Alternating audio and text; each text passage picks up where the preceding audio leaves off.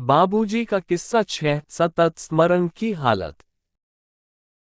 जब कभी मुझे भाभी जी की याद आती है तो मन में उनके लिए आदर के साथ आश्चर्य भी होता है कि किस तरह वे सुबह से रात तक चूल्हे पर बैठी रहती थीं और खाना बनाती रहती थीं।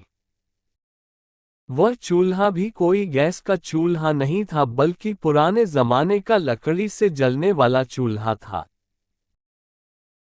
मैं इसका अंदाजा भी नहीं लगा सकता कि वे समस्त भोजन का प्रबंध अकेले ही कैसे कर लिया करती थीं, जबकि उन्हें ये भी मालूम नहीं होता था कि आज कुल मिलाकर कितने अभ्यासी भोजन करेंगे।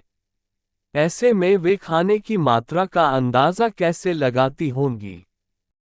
मैंने ये भी सुना था कि एक बार देर रात 11 बजे सीतापुर से 5 अभ्यासी आए। उनके आने की कोई पूर्व सूचना नहीं थी। बाबूजी ने उठकर दरवाजा खोला और प्रेमपूर्वक उनका स्वागत किया और भलमनसाहत के नाते ये पूछ लिया, आपने भोजन किया है या नहीं। उन अभ्यासियों ने कहा, किया तो नहीं है, लेकिन आप कहेंगे तो प्रसाद के रूप में ग्रहण कर लेंगे। बाबूजी ने तुरंत भाभी जी को उठाया और उन्होंने रात के 11 बजे उन लोगों को खाना बनाकर खिलाया।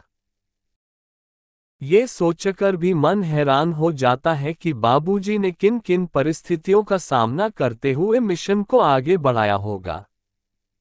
उन्होंने अपनी सुख सुविधा, धन धान्य का कोई विचार न करते हुए लालाजी की, मिशन की व अभ्यासियों की सेवा में ही अपना जीवन बिता दिया।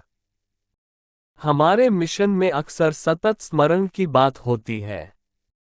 मैंने बाबूजी से पूछा था, आप लालाजी महाराज को कैसे याद करते हैं।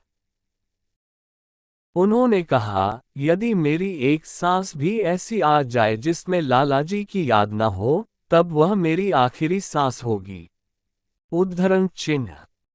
सतत स्मरण के बारे में ऐसी बात सुनकर तो मैं स्तब्ध रह गया। यही हालत हमें लानी है और ऐसा ही बनना है।